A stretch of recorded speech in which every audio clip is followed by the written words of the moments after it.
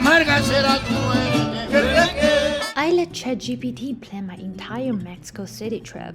Minimum research, no guidebooks, just AI. After a few prompts about my preference and timeline, it gave me a full PDF itinerary to download and follow. So, did it actually give me the best experience, or did I just blindly follow a robot? Here's how it went. Day 1. Neighborhood exploration in Roma Norte, an historic center. First stop, breakfast at Lalo. It is recommended by ChatGPT and I'm really satisfied with it. The scrambled egg with chorizo, 10 out of 10. After Lalo, we followed GP advice to walk through two of the most beautiful parks in the area, Parque Mexico and Parque España. It is very dog-friendly. We met a lot of dogs there. And while walking around, we found one of my absolute favorite street snacks, churros from El Modo. I ended up having them 2 more times in the trip. These churros are way better than Disneyland. Then we're supposed to head to Central Historical, but the red-eye flight hit hard.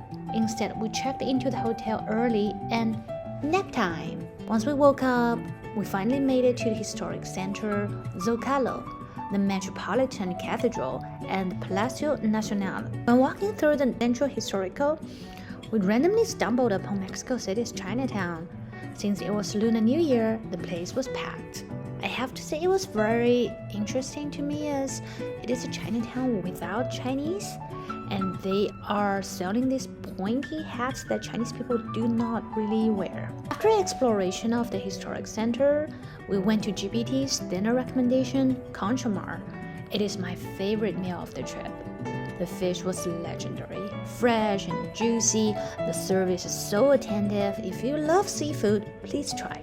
After dinner, GPT recommended some nightlife options. We were in the mood to dance, so we went to Mama Rumba to learn salsa. After trying, we realized we're not good at salsa, so we bailed and headed to Jusatlan Capital. Great music, chill vibes, exactly what we needed.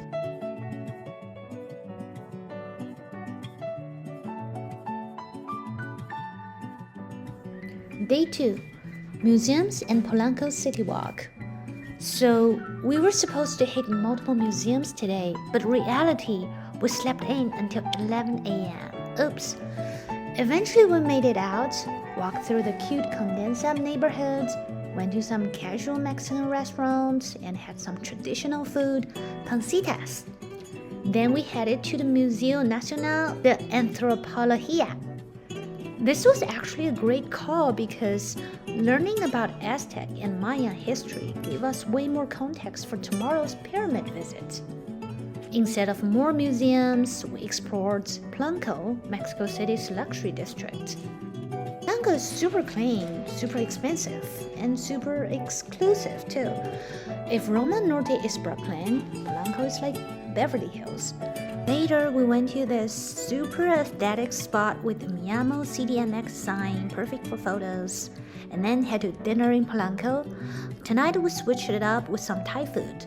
After dinner, we were just heading back to hotel for sleep as we have this 4 a.m. hot air balloon tour tomorrow. Finally, day 3, hot air balloon and local life.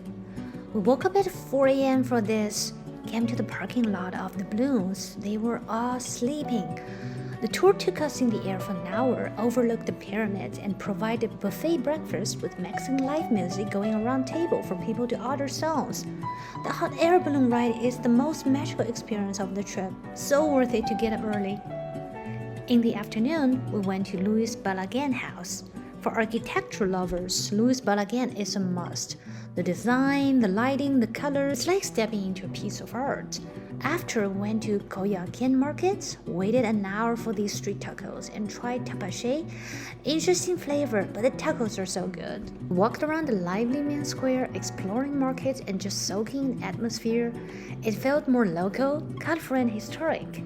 We also went to the Frida Kahlo Museum, or at least outside of it.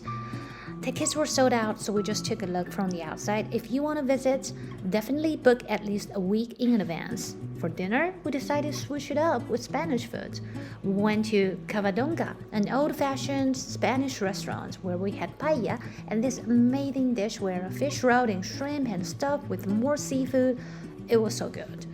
After dinner, time for more taco. Taqueria Orinoco, a popular late-night spot, also had one of my favorite desserts of the trip, a guava ice pop. I will always remember that flavor. Last day, brunch with the view and ending the trip. Went to Terraza Grand Hotel. It was a buffet breakfast, so we had another chance to try all kinds of Mexican foods. Such a great way to wrap up the trip. Good food, beautiful view, and hotel itself has some really nice vintage style decorations. After brunch, we grabbed some last-minute souvenirs, then headed straight to the airport. And just like that, our trip is over. So, final verdict. Did AI plan a good trip? Yes, AI was efficient. It even planned Uber commute time pretty well and generated PDF itinerary, which is pretty convenient. However, sometimes the hours were wrong, for example, for museum closing times. Would I do it again?